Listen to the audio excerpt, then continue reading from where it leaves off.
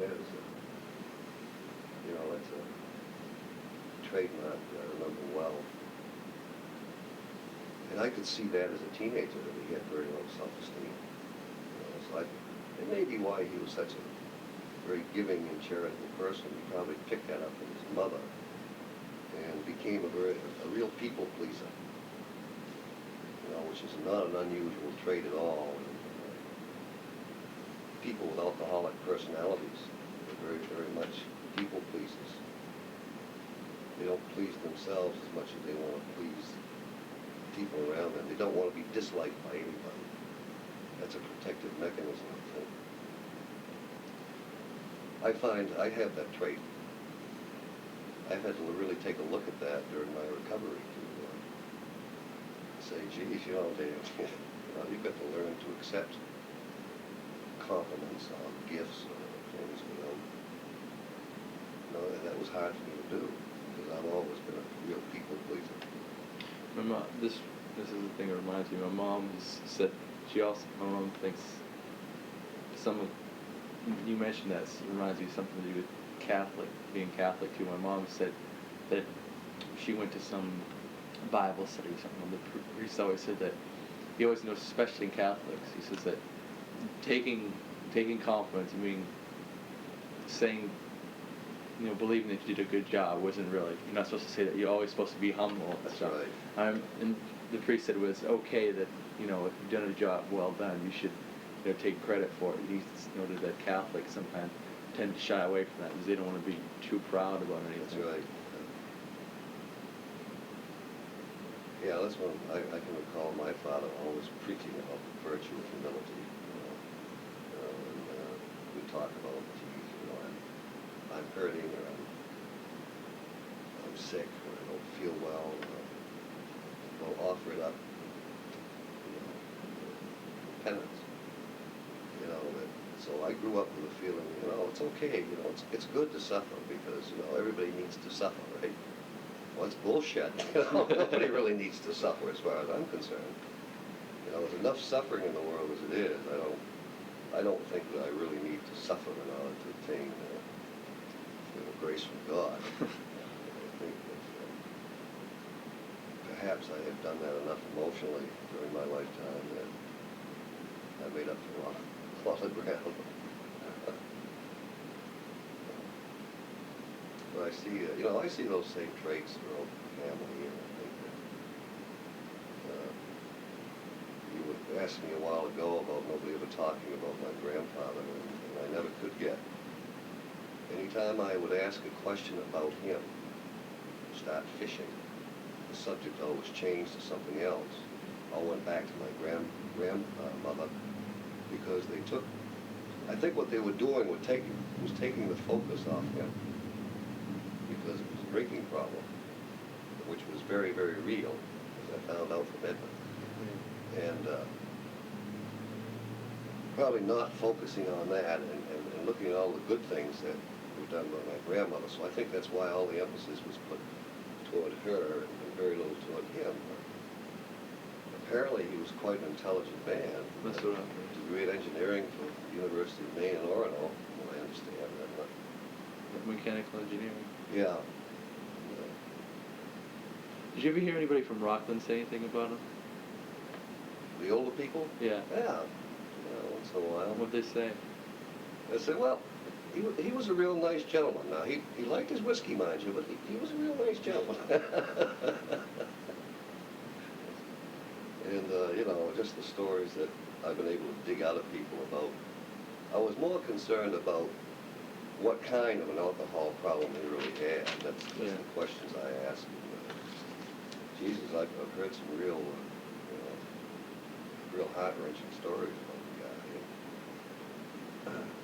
See, obviously, like most of the Flanagans, when he dragged, he just didn't stop. I told you the story about the guys from the post office one day wheeling him home to 41 in a wheelbarrow. They wheeled him up to the back door, knocked on the door, and my grandmother came to the door and said, won't you gentlemen come in for tea? That's a well-known one. I love that. Here he was, passed out, drinking. very little was ever said about that. They were very, very protective of the family reputation. So they would always throw up that wall, and nobody ever penetrated that wall. I was talking to my brother Bill last weekend, he and his wife, and I was discussing his drinking with him, which he's very defensive about. And so we got talking about the family, and everything led back to when we were children. We were always taught to, no matter what happens, you never speak about the family outside of the house. This came from my own mother and father, right? That no matter what the cost, you were always to protect the reputation of the family. That was just an accepted, way of growing up. So as a result, everybody in town knew that my mother had a drinking problem and my father had a drinking problem, which we always tried to cover up and protect.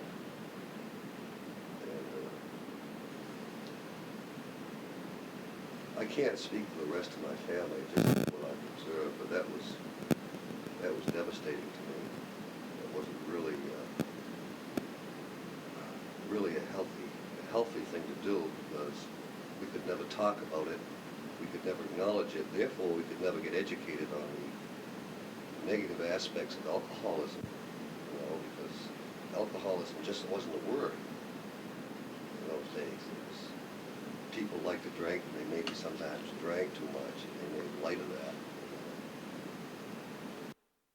What kind of, you would tell me once what kind of pranks they used to pull on? Oh, geez. I guess when Bill married Mary,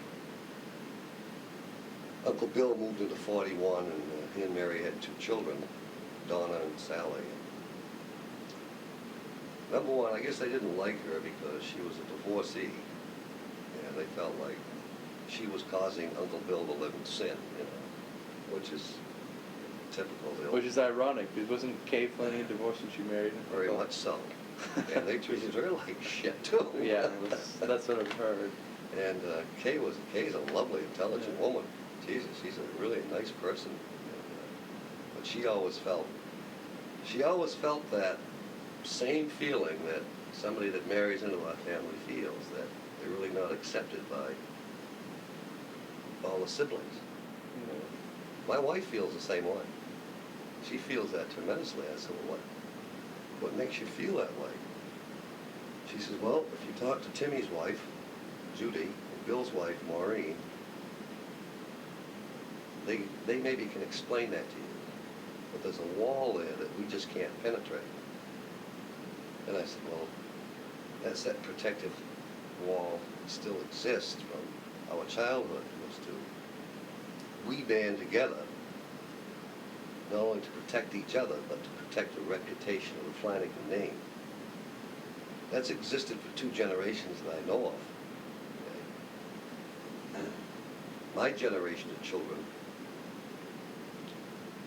are a little more educated as to the aspects of alcoholism, and they've all received therapy through either ACOA, or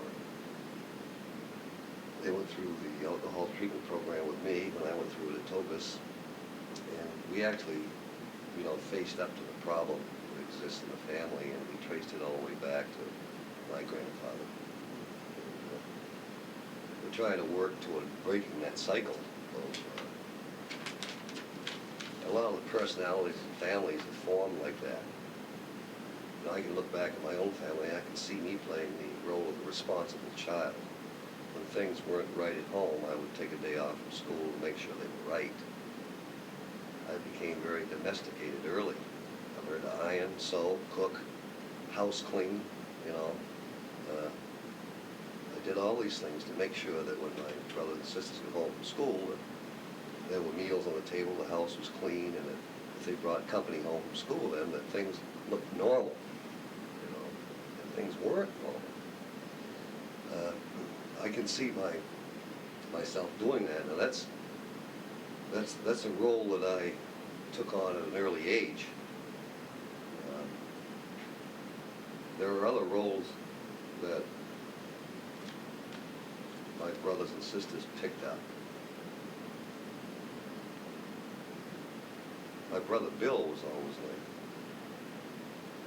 totally aloof from the whole thing. He just divorced himself from it. Everything's fine, and I'm fine. If I'm really extra good, my parents would be extra good, that type of thing. And I see that in my own daughter Colleen when I was actively drinking. So those roles are passed on, generation to generation. Also, there's always one family rebel, and I was never the rebel in my family. Probably a couple of my sisters played that role, and it was always the clown, the family clown, that always made light of everything. Always take the focus off real problems and just make light of it. And I played that role about 50% of the time. I was the practical joker and making light of things that weren't light. So I can trace all those things back. And hopefully, by sitting down with my own children and pointing out what their role was, that now they can educate their own children, should they have any, as to the dangers of that sort of thing.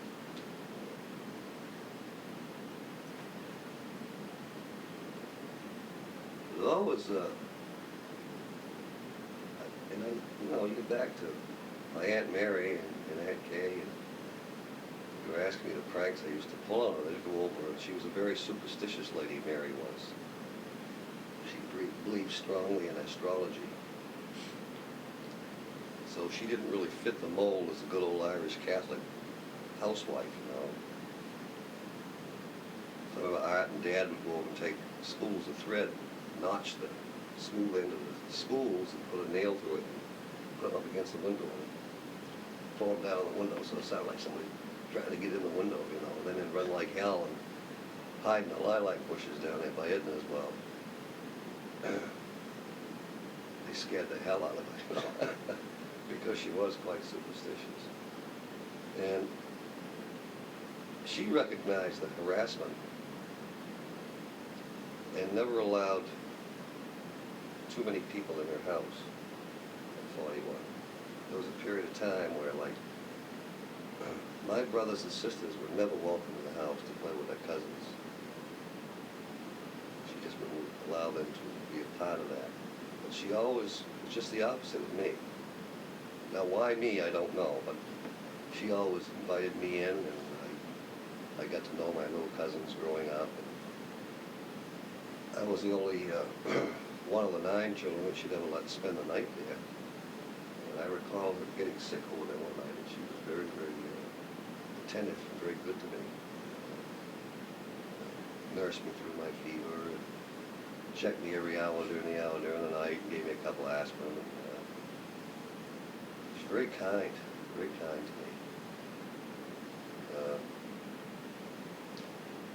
She and Bill split. I remember she went out to California and left Bill here. She took everything. But I can understand why she did that. And I don't think it really had a lot to do with Bill so much as it did with Bill's family. And now I look back on it. She did come back to visit one year after I'd moved back to Maine, somewhere in the 70s. And I recall Bill told Auntie Peg that she was coming. Peg said, she's not welcome in my house. I don't want her to stay here. So Bill arranged to find a hotel room for her somewhere in town. But I said, geez, she could stay here. I love the woman, and she was great to me. And I remember she came down and made a brief visit with me. We sat and talked. And I didn't have an opportunity to thank her because she left a I did take that opportunity to thank her for being so kind to me when I was a youngster. And it kind of surprised the shit out of her, you know. She was, what? And I says, you do recall that? She says, yeah, but she says, I never thought you'd ever remember that. I says, well, I think most children remember when somebody is kind to them. I don't know of any kid that ever forgot that. And when she went back to California, I was to see her again. I did recall writing her a letter at one time. It's pretty long-winded, and I never got a response, but at the time, I guess she was quite ill. I think perhaps that, without saying so, that was the purpose of the visit coming back here. Was to, that she was ill. I think she was trying to make amends for a lot of things. She really didn't have to, you know, as far as I was concerned. So she did die, and,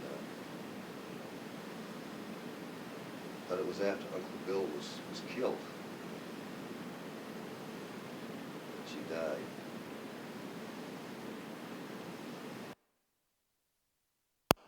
I don't see that so much like in your family. No. Mainly because I think Alice was such a unique person. I mean, Jesus, this woman was very unique in the sense that nothing ever unkind was ever discussed in her house about members of the family.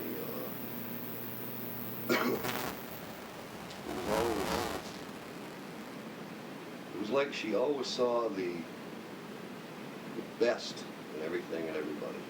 Yeah. And chose never to be exposed to,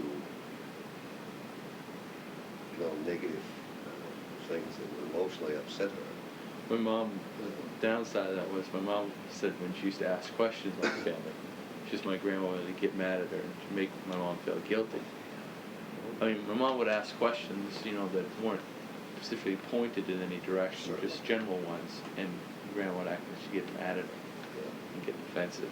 Very defensive. They could go on defense real fast. And also, they could change the subject quicker than any people I ever saw in my life. They could always take the focus off the question you ask and put it on something way out to the other side, you know.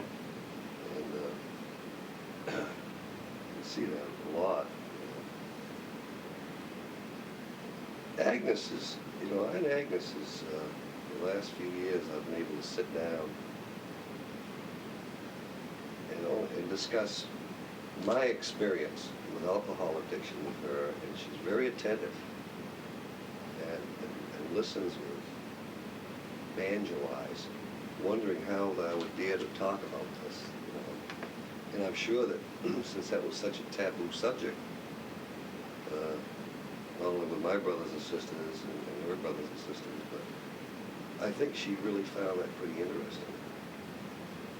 I'd sit down on Christmas Eve and then the last 25 years, and you know, the subject always got around with it somehow or other. She just was awed by some of the experiences I've had and some of the things that I recognized as family traits. And certainly not putting anybody down at the time. I didn't want to. That's the last thing I'd do, because most of her brothers and sisters were very, very kind people. You know. I think most people that I know, older people who grew up with the Flanagans and who were friends with the Flanagans and knew the Flanagans, never had much, you know, many negative things to say about them, because the Flanagans as a whole always were praising the, so if you see anybody like Jesus, oh, I remember your Aunt so-and-so, boy, what a nice, kind person she was. And people said about Rose, about Agnes, about their mother, Peg. Jesus, it was just, you know, it's a never-ending supply of people that always had these rosy, glowing things to say about the Flanagans. Tell me a little bit about my grandfather. And then always change the subject. But I said, oh yeah, he was a hard-working man, a big family, hard-working man. Then the discussion would always get around to my grandfather's brother, Joseph, who was, I think he worked for years here in Rockland, was the Western Union telegraph man. And I can recall my mother saying some things about Joe Flanagan. When I pressed for details, because I didn't know him, I want to know the guy, right? They clammed up. So I checked around the rest of the members of the family when asking things about Joe. And that's when I noticed the subject always went the other way. They'd say, well, we just don't talk about him very much. Well, what kind of guy was he? You know, was he a good person? Was he kind? Was he, you know, but we just don't like to discuss that. That's all I ever got.